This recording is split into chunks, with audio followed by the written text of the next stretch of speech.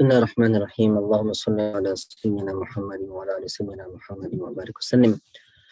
الحمد لله وكفى والصلاة والسلام على عباده الذين اصطفى. ما بعد فأعوذ بالله من الشيطان الرجيم. بسم الله الرحمن الرحيم. قال الله تعالى يا أيها الذين آمنوا اتقوا الله وكونوا مع الصادقين. All praise be to Allah subhanahu wa ta'ala, the most magnificent, the most beneficent, the most merciful. All praise be to Allah subhanahu wa ta'ala for all his ni'mah and favors that he has bestowed upon us. All praise be to Allah subhanahu wa ta'ala for giving us the divine guidance, tawfiq, and the life to be present in this gathering today. In this book, Maulana Shafri Thanvi rahmatullah alayhi has compiled a collection of all the question and answers and his journals in regards to the topic of tazkiyah, whereby any student of his who was experiencing something or going through some kind of emotional, psychological, or spiritual state, when that question was asked to the teacher would provide an answer subject to the person and directed to the person, obviously knowing who the person is asking the question. So this journal serves, or this book serves, as a great guide to understanding how to nurture, what different states a person goes through, what are the solutions to certain issues, and what are certain misconceptions that is removed by the teacher. And the questions vary from very psychological questions. Some are very driven by certain sicknesses, and the questions are on a variety of subjects. So the book is detailed, and the answers are sometimes short but very precise, and sometimes they are long and detailed, depending on the person who's asking the question. Initially, I just want to go through some of the questions that have been asked to just give you an understanding of who we are, who the author of this book was. Even though we've already done one of his authored books, which is Sukoon al-Qalb, the tranquility of the heart. We've already studied that page to page, cover to cover, alhamdulillah. But this is the second book of his, and I remember my teachers discussing some certain issues that even today, the mashayikh, when it comes to spiritual maladies or even certain states that might fall upon themselves, they still refer to the works of Shafri Thanvi rahmatullah alayhi to get an understanding of it. Now, the translators are advised to index the work, come up with some kind of a format, because the end version is not going to look like this, because it's like all over the place, right? Maybe we want to index it per topic like that. Bismillah ar-Rahman ar-Rahim. First question. The topic is like Imam Bukhari rahmatullah alayhi's Tarjumatul Abwab. Technically, the title of the question defines what the answer is going to be. You get it? Inshallah, you'll understand it. So he writes a title that the purpose of having a guide and having a teacher and making bay'ah on his hands for the tarbiyah, for to rectification of oneself, is to rectify the deen. That's the title. The purpose of a guide is to rectify one's deen. So the student writes the following. And I'm going to try to make it as short as possible. The person who asked the question says that after taking bay'ah and following the advice of the teacher, there seems to be a great change in the family life, and his wife, who was sick, has also become free from her sickness. But myself, my ma'mulat, meaning those things that you have asked me to do and those things that you have asked me to read in order so that my spiritual state could be bettered or become better, I have been a bit lazy in it. And that type of attachment that I had with the adhkar, with the recitations, and with my recitation of the Quran and with the remembrance of Allah subhanahu wa ta'ala seems to be declining slightly. It's not the same as it was before. But then he comes to the point of his question that another member of my family, seeing the state change of my wife, also wishes to make bay'ah on your hands. You have to understand the question in order to understand the answer. So firstly, he mentioned that the state of his family and and after taking the bay'ah and after doing the adhkar, she seems to her diseases that she had or her sicknesses that she had has improved, and now she has become free of those sicknesses. And when she talked to other family members, they also seem to be inclined towards getting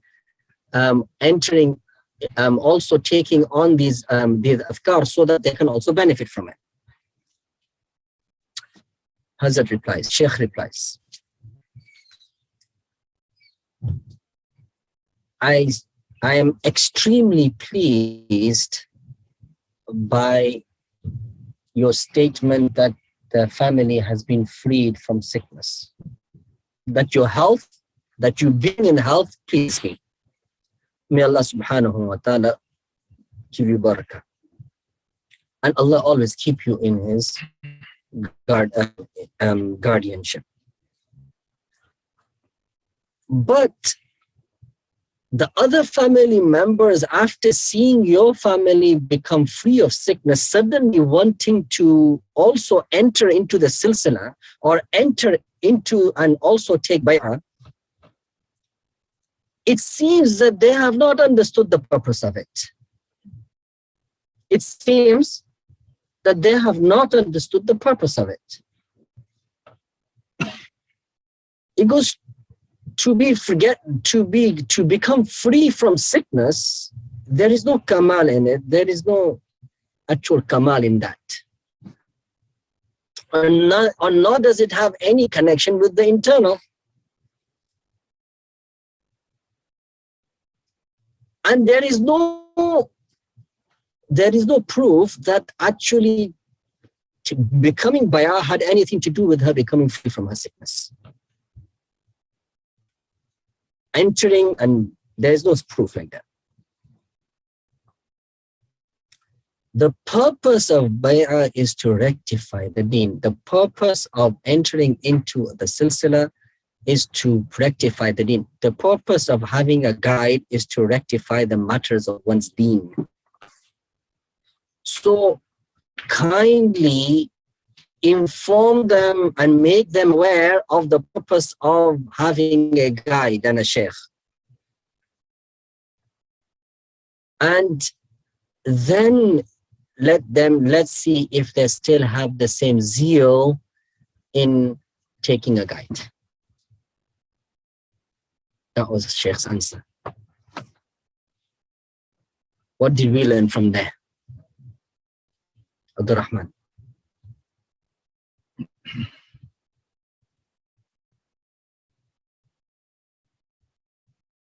That people just on the surface may see some change in a person's condition, and they attribute that to an act, a single act, but they don't see that the entire reason or purpose is to correct their entire life. So to get some benefit or an isolated event that might happen, a positive event after you take a guide, doesn't necessarily mean that it's going to be transferred to the next person, nor does it mean, nor is it the purpose of this whole path. The purpose of the path is to rectify oneself, to understand your heart, to understand what goes on inside, all the processes that are active inside the heart. Everything else is secondary. This is the purpose. Now, if you want a guide for this purpose, then so be it, come forward. But if it's any other purpose, then you've not understood the purpose of the path. You get it now? You get it? Shall I go to the next question? Any questions on this one? All right. Next question. If a person commits a major sin, does it invalidate the pledge and oath that he took of not sinning? Bay'ah is a pledge of not sinning, right? So does it invalidate his relationship with his teacher? Does it need to be revalidated? And the reason he asked this question is because he refers it to another sheikh.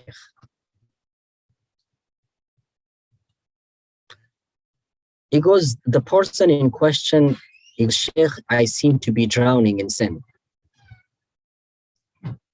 And then he goes to explain some other things. He goes, each time I get drowned in sin, I try to seek forgiveness afterwards. I was reading the biography of Maulana Gangohi Rahmatullahi alayhi, great Sheikh. And in it, I saw somewhere it was written that a person who commits a major sin, it will invalidate his oath that he had originally taken with his teacher of not sinning. And after reading that, my state has become even more worse because Shaitan has taken a grasp of me. I am kindly requesting the Sheikh to guide me and rectify my understanding on this matter. Hazrat's answer, short answer, but very precise. If Hazrat had WhatsApp, I know exactly he'd be like me on his answers. Yes, no, yes, great, continue. But Hazrat says, the topic of the invalidation of the pledge doesn't seem correct to me. And the statement of Maulana Gangohi Rahmatullahi, Sheikh Gangohi Rahmatullahi needs some ta'wil in it. There needs to be some, you have to interpret it, understand it in a certain way. When Hazrat mentioned that the pledge will become invalidated, Hazrat is saying the barakah of the pledge will become invalidated. It will become void. And after a person seeks forgiveness, obviously the barakah obviously comes back.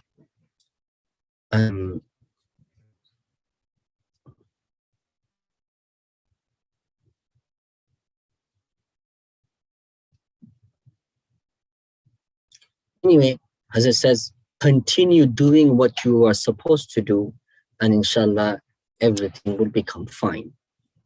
Technically, go back to your ma'mulat. Go back to the things that you need to recite. Go back to your ma'mulat. Everything will become fine. Any questions on this? You guys are grasping it well. Person should continue. So kaba'ir doesn't invalidate your pledge, as kaba'ir doesn't invalidate your iman, does it? Kaba'ir doesn't invalidate your iman. It obviously, the shine and the barakah and the nur of your iman might become low, but it doesn't invalidate it. You understand? In the same way, it doesn't invalidate your pledge with your guide. All you have to do is continue, seek forgiveness, and continue forward. and inshallah the barakah will return back. Because shaitan tells you otherwise. Shaitan takes you on a different route. He tells you otherwise.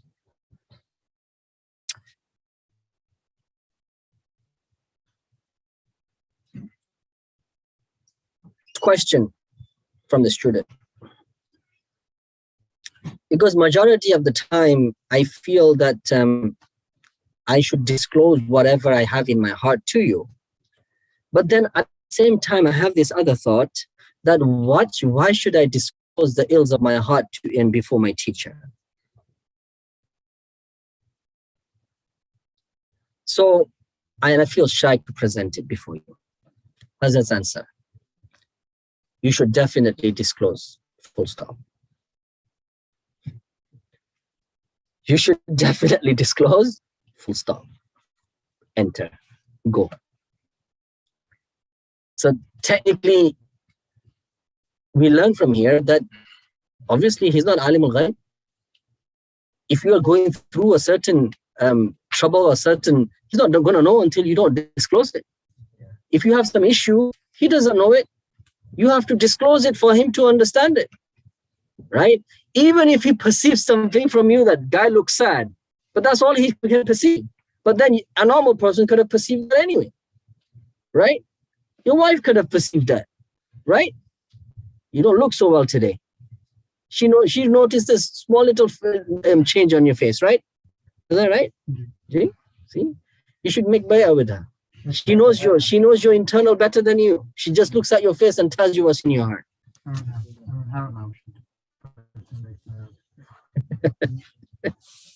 Khair. Next question. Because you're gonna say loudly because of the people at home.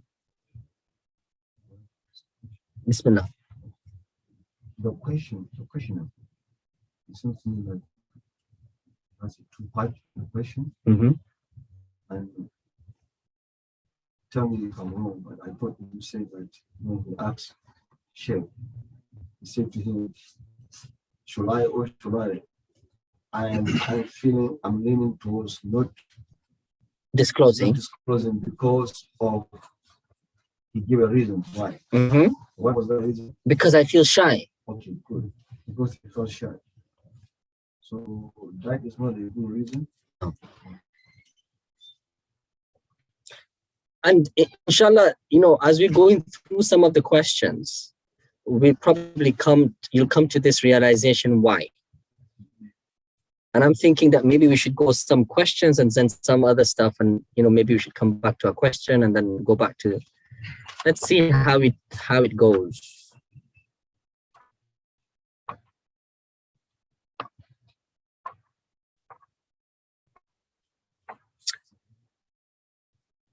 If he's shy, if he doesn't disclose it, there you go. Exactly. You've hit the nail on the head. And he comes to how if you go to a doctor and doctor goes, yeah, why are you smiling? He goes, yeah. Nothing, doctor. I just thought I'd come and visit you. Yeah, he goes, well, you're taking up my time. Go. And next patient. But I did have something to say to you. Well, say it, but I feel shy, doctor. Saying something in front of me. Just say it.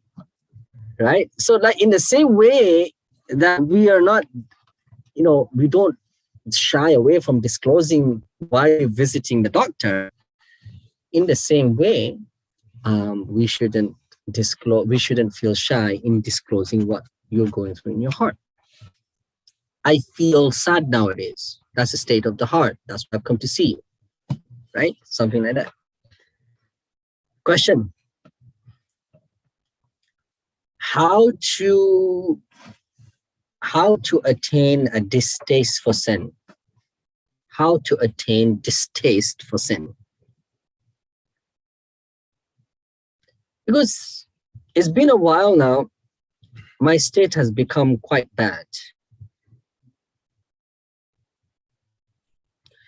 But I'm presenting my state before you because things should not be kept secret from a doctor. So the next question sort of elaborates it.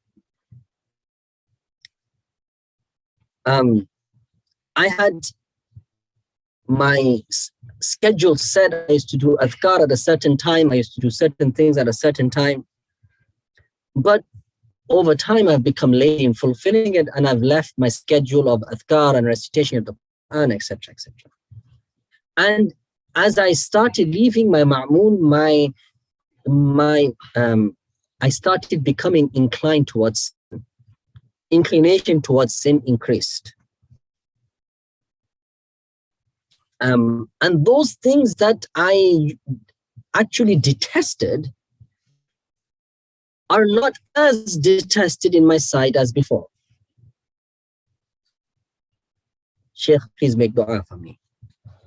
And also, please let me know what I can do in regards to my state. Answer. These things cannot be addressed from afar.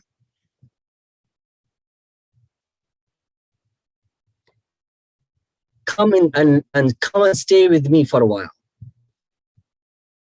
But before you decide on coming,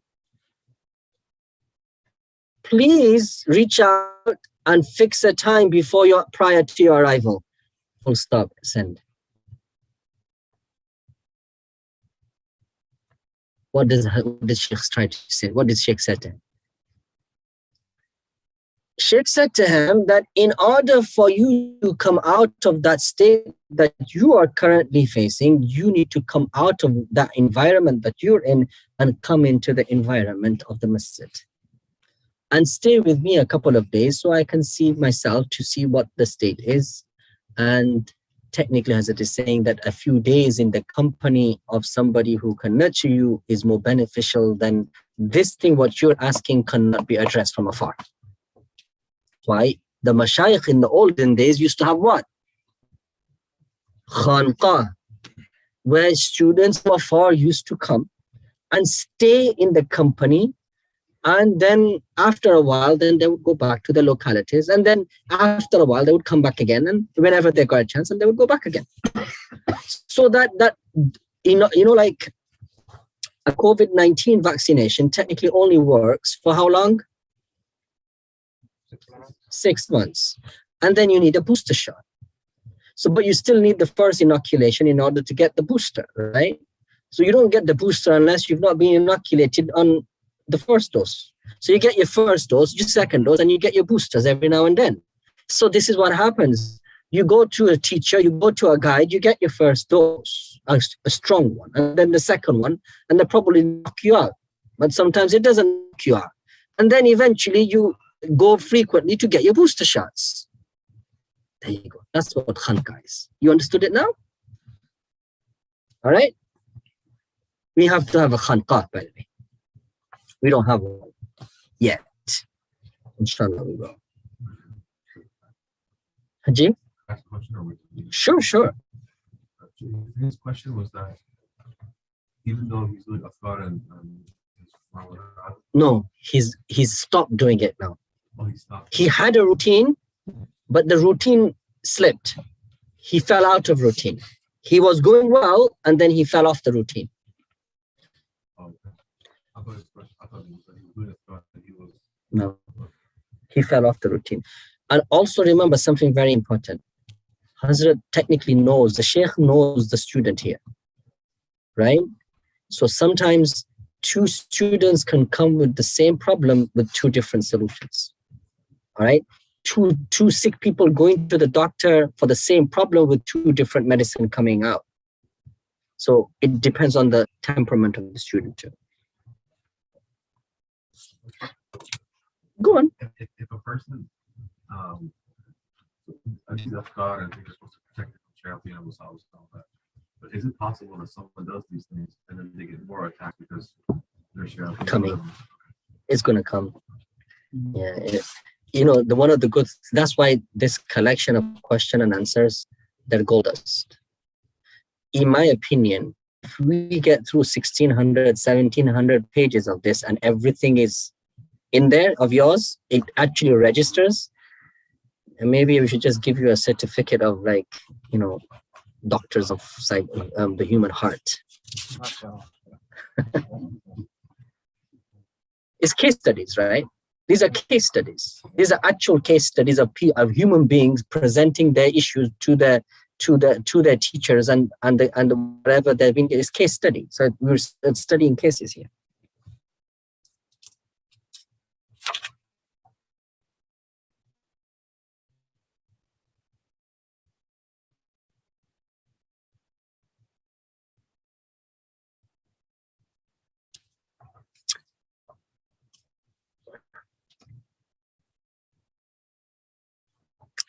Some of these questions are sensitive.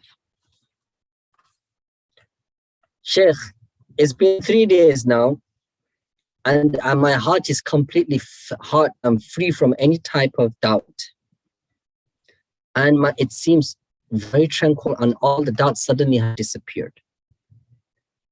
And I am in a very peaceful state.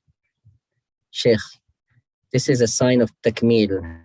Congratulations. This is when the heart is removed from all doubt. If there's no doubt, there's yaqeen. And yaqeen is the iman, right? Yaqeen, is iman, the strength of the iman. So sometimes students will also, as they're doing their adhkar, they will come to states in which suddenly doubts are removed. Even though those doubts are removed for a moment, it could be for a moment, it could be for an hour, it could be for 2 hours, it could be for a fleeting second. But inshallah, you will experience where you come to a state where suddenly all doubts disappear, and then everything becomes very clear, and then it becomes all foggy again.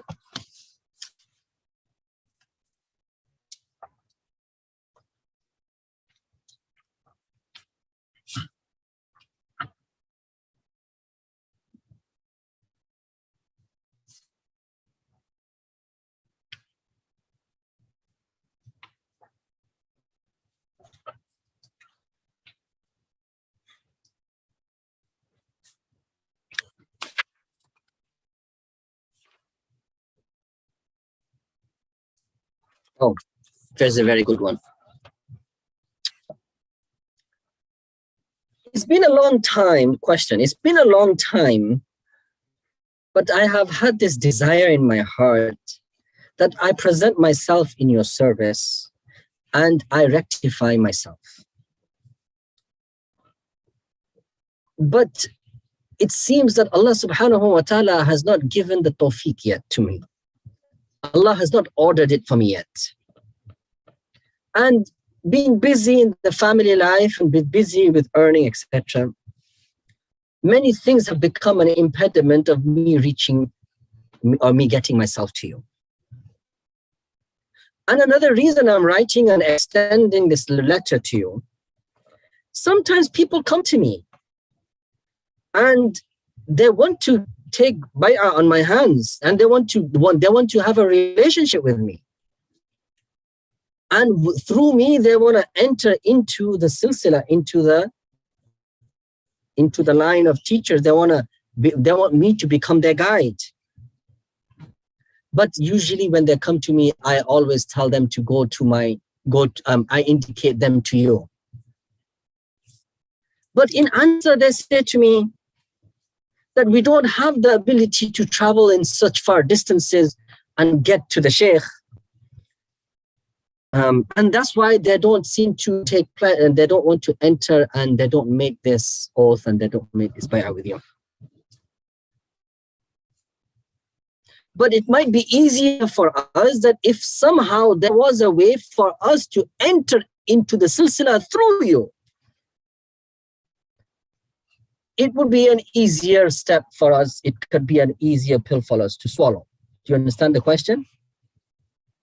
Shaykh al-Islam is reaching out to his teacher and saying that I have so many teachers, but Sheikh, give me ijazat myself, give me ijazat to become the teacher and their guide rather than them coming to you. That's the question.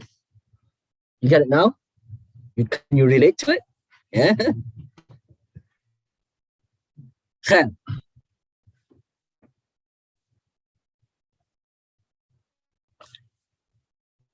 Sheikh, answer. To rectify the internal with this intention, that people will then take bay'ah on my hands. This person will never reach takmeel, and this person can never rectify himself with that intention. Something arrogance is soaked in that person's heart. He will always become arrogant, and he will always remain arrogant. Make tawbah of your statements that you have just made. Maybe then some type of rectification might benefit you. And as far as people asking if that was the intention of giving khilafah to somebody or anointing somebody as my deputy, if that was the criterion, then everybody would come asking, knocking on my door to be given permission.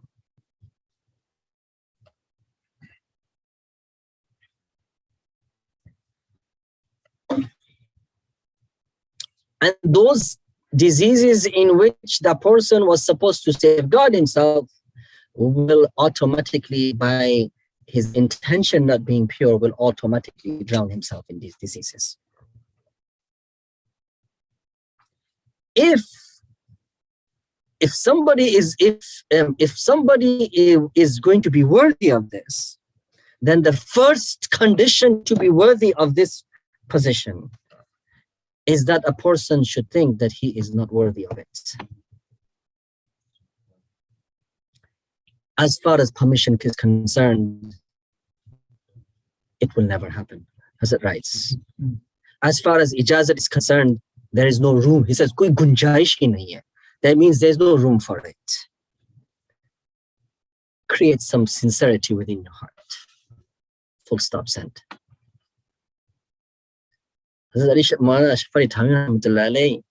Was no guy to mess with. He wasn't a guy to mess with. His answers were like that. And he used to keep his students on a knife's edge. The students go here and there, he would tell them right to their face, this is wrong. He wouldn't shy away from it. So you can see from his answer in this one that how hard and how, even though there's islah in it, he's also rectifying the student himself, the person who's asking the question, he's rectifying him. But at the same time, there is a very stern warning that your intentions are not sincere.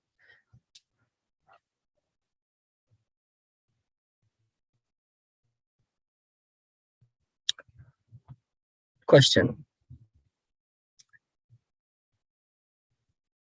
It seems that there are many different types of connections a person has with Allah. Nisbat, which we call it. What we call it? Word nisbat.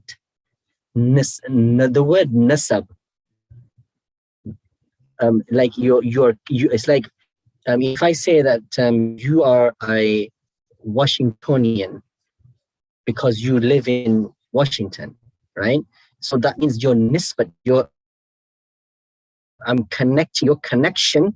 I'm connecting you by where you live as a Washingtonian. So that's connection, right? So the person's question, it seems that connections are very, there are many types of nisbats that connect the person to Allah. Answer. No, there's only one type of connection. But the colors are different. Connection is one, but the colors are different. Some servants of Allah have khashya. They're always in awe of Allah subhanahu wa ta'ala. Some are some people have the color of love. That's all you. Some people have the color of hudur ma'allah. There always seems every thought, there always some part of them is always present before Allah subhanahu wa ta'ala. Always in that conscious state that even though they're living here, but their conscious state is also a part of them is always with Allah subhanahu. Some connection with Allah is always there.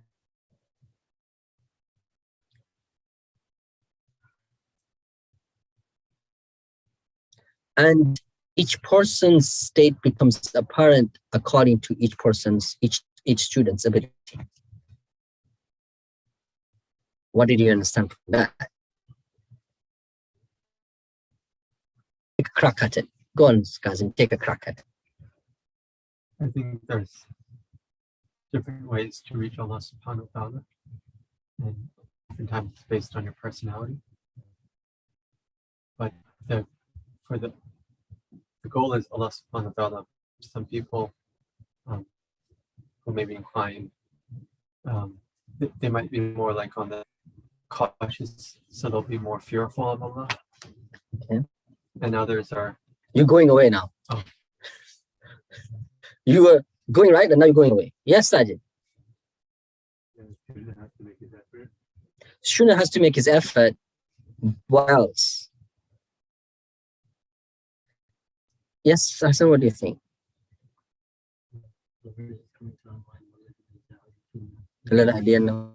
Those who strive, Allah will guide them.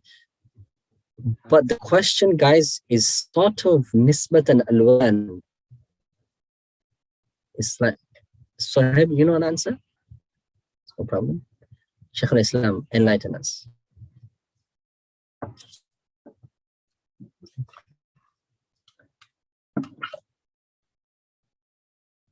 Ashik. Yet he's an ashik. You will know. That's a color. Maybe it's not.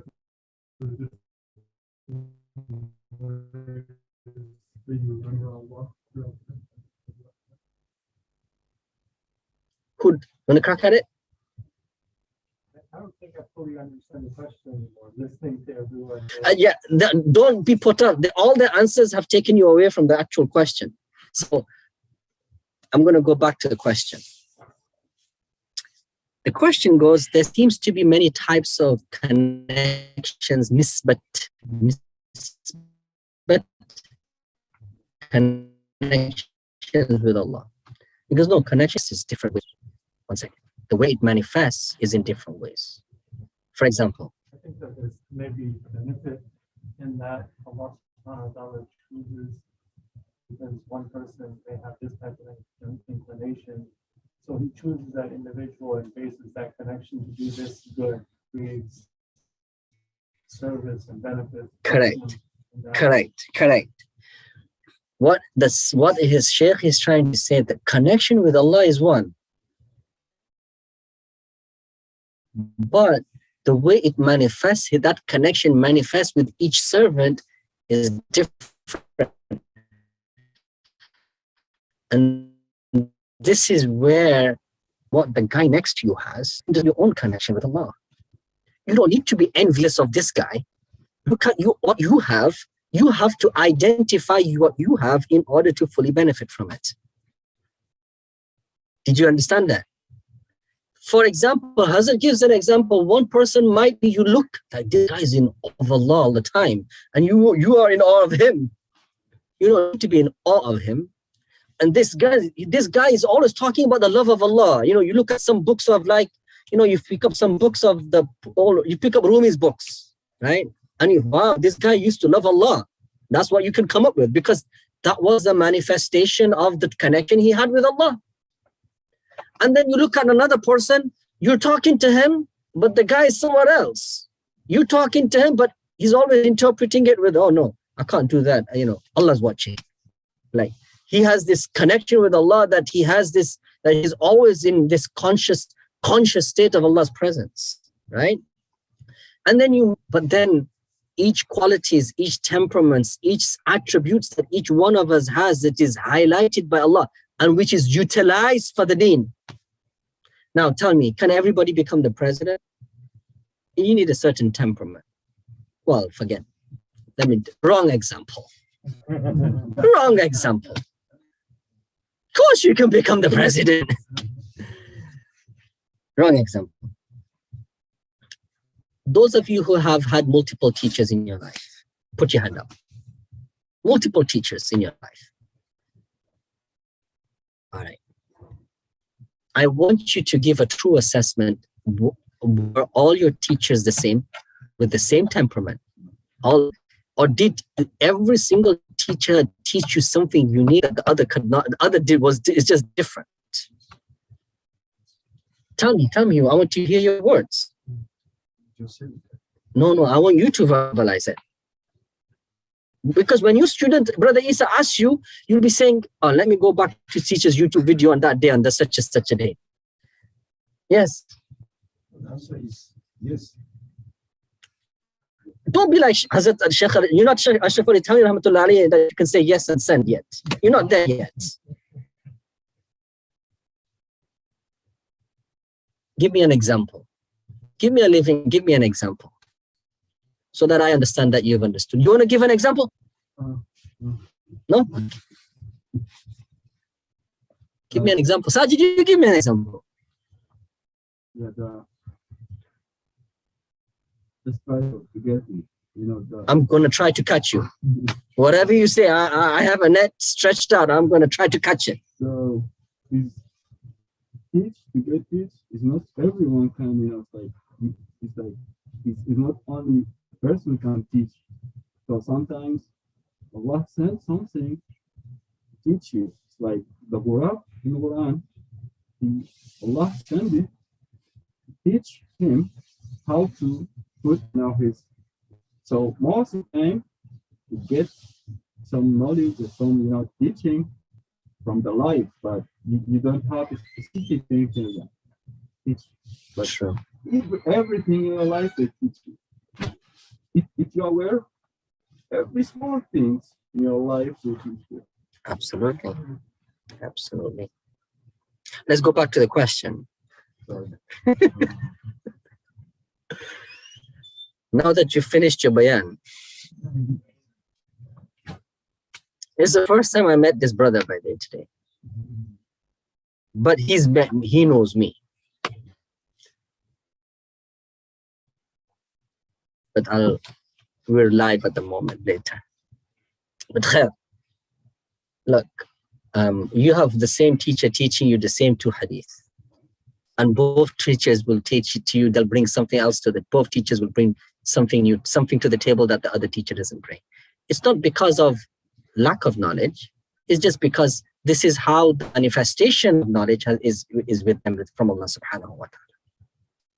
Two people translating the same verse of the Quran, one person will make you understand it highlight it from this angle, and the other person will highlight it from another angle. It's just that's the way Allah subhanahu wa ta'ala has given them the understanding. That's why the nisbat with Allah is one, but the mashayikh have different alwan, not all the same. They're not all the same. Each one brings a certain color. That's what it's saying.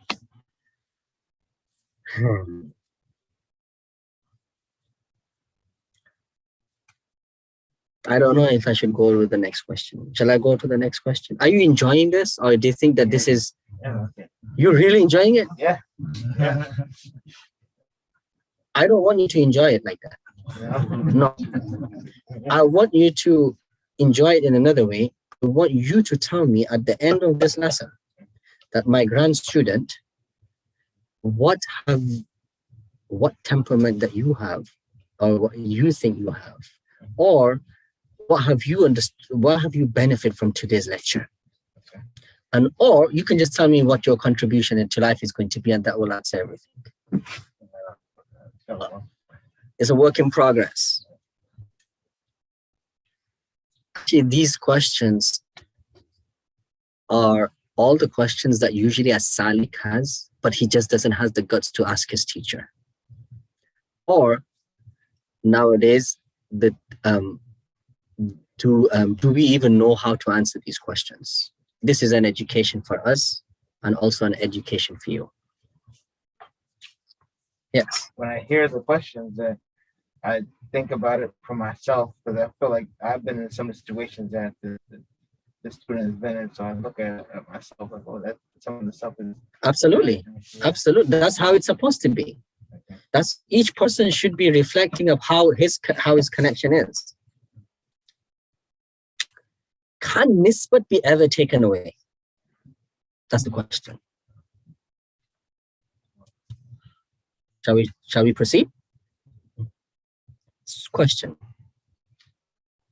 If the teacher wants to remove the nisbat from the student, can he take it away? Answer.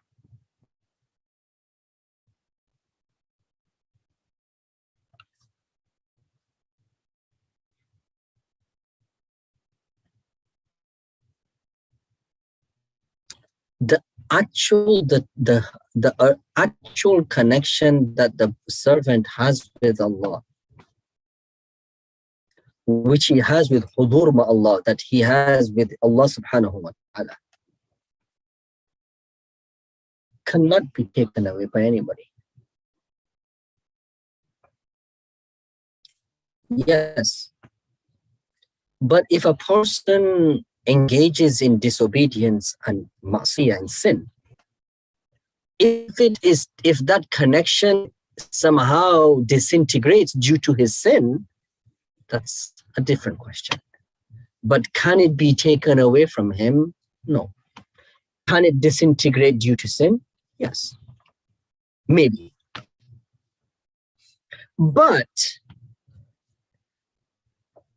the teacher may be able to take away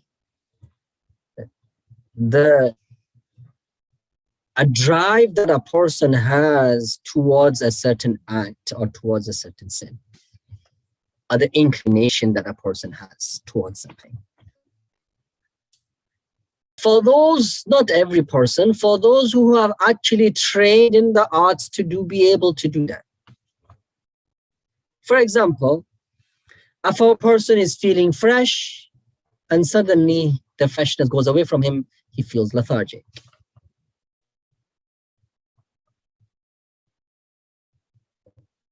So that type of manipulation could be possible.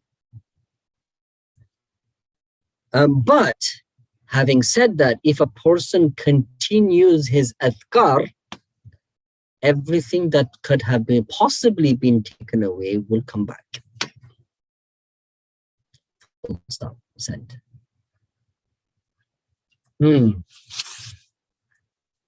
Deep one here. What does this one mean? Anybody? Yes, Abdul Rahman. Take a crack on it.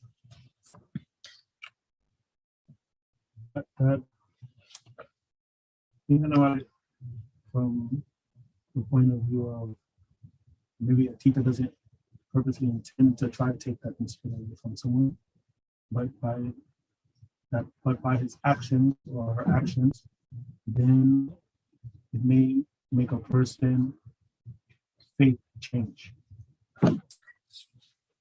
Correct. Let me give you a slight example.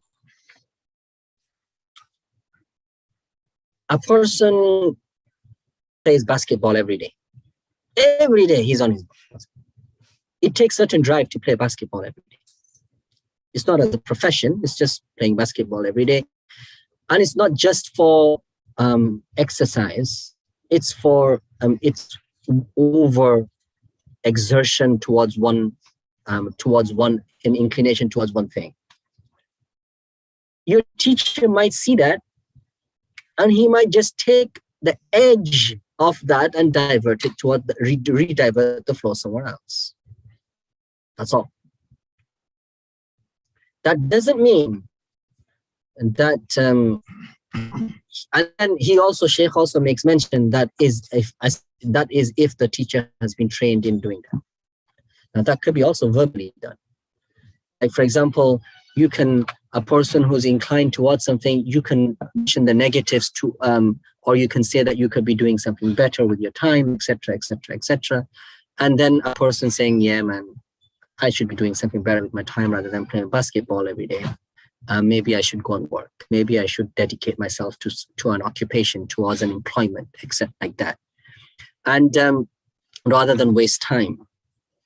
So that could happen. And sometimes a person can be feeling absolutely down and lethargic. And then the teacher, through his words and through his attention, maybe he's able to divert that also. Khair.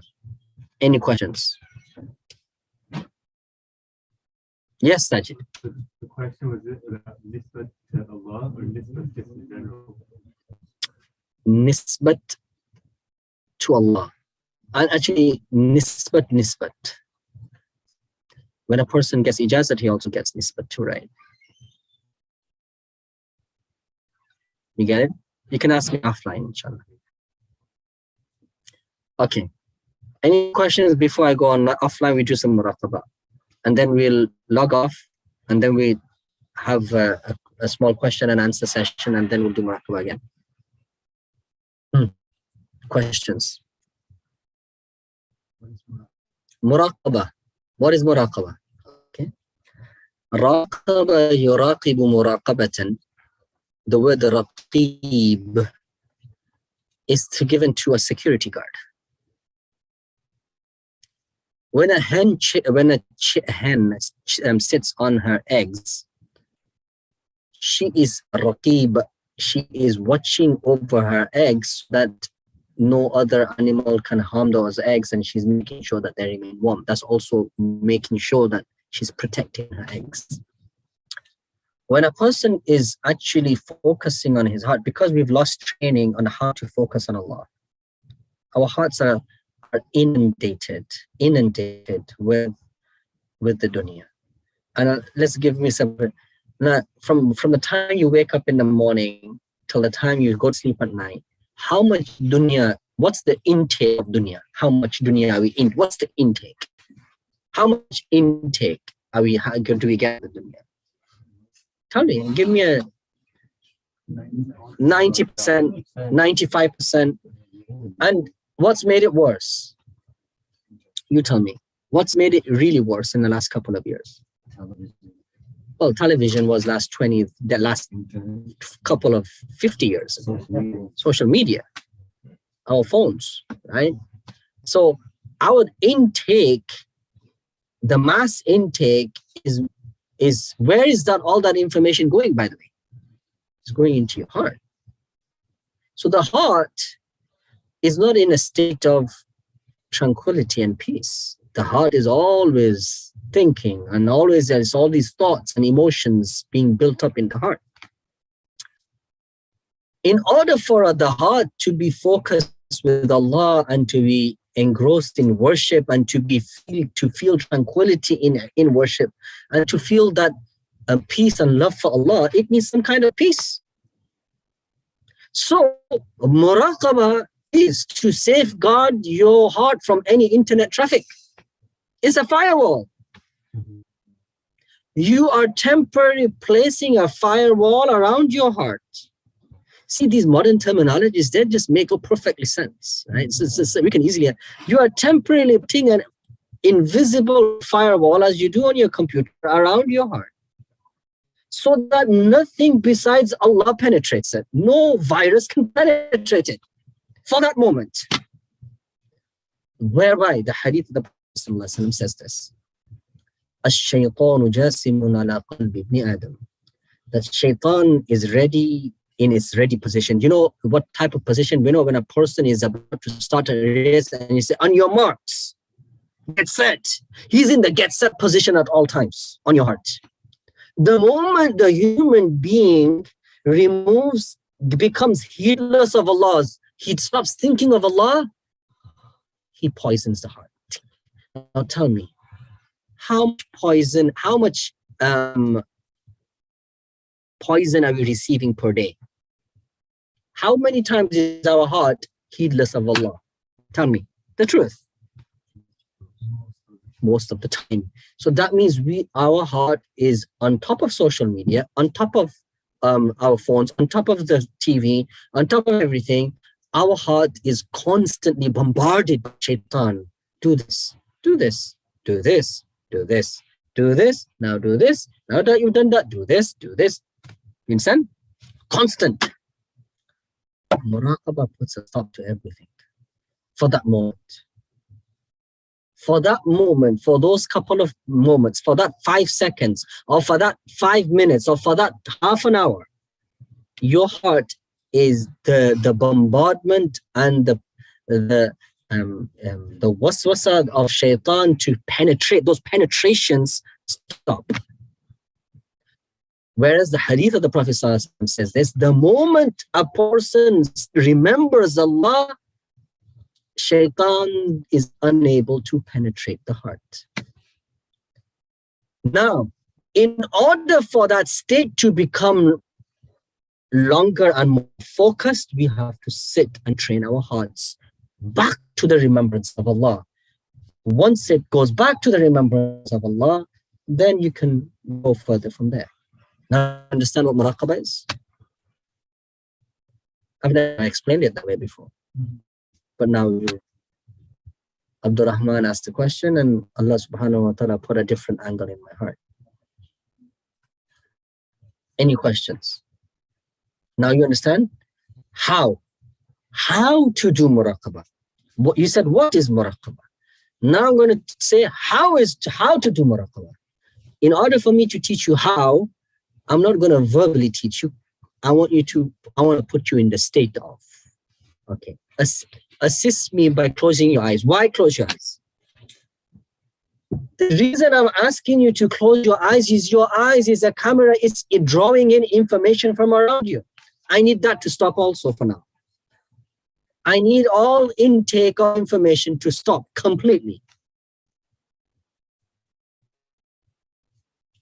Close your eyes.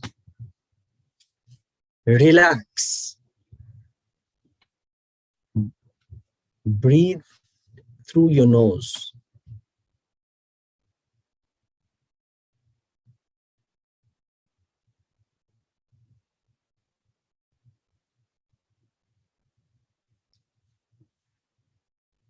Now, think about Allah Himself.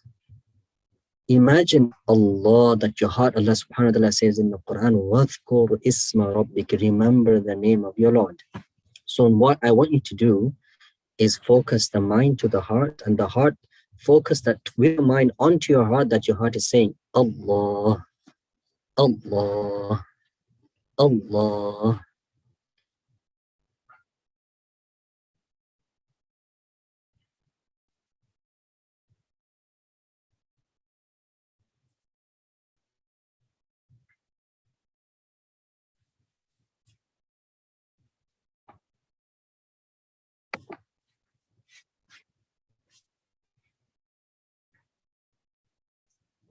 Relax your muscles, drop your shoulders.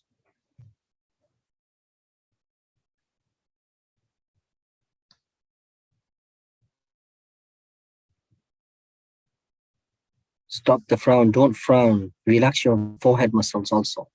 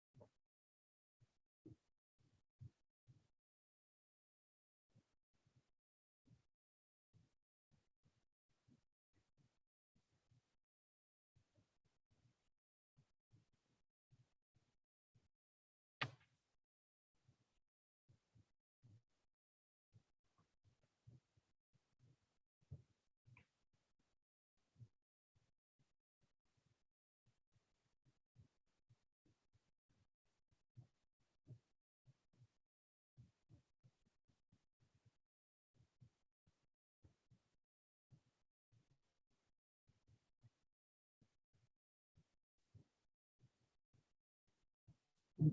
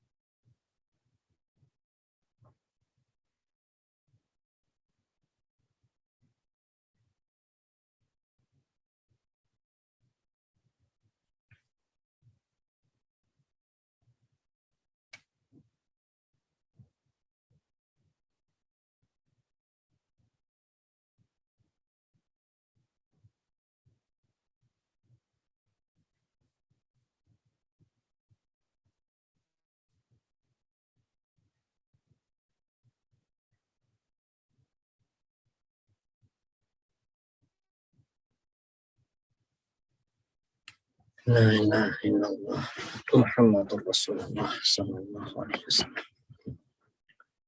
اللهم صل على سيدنا.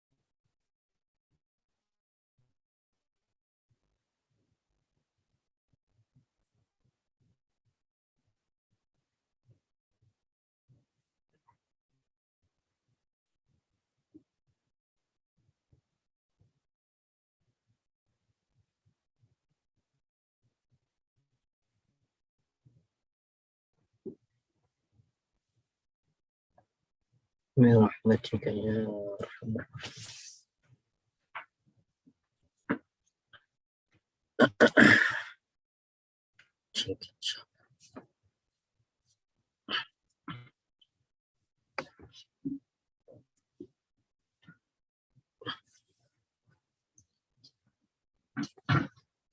السلام عليكم ورحمة الله وبركاته.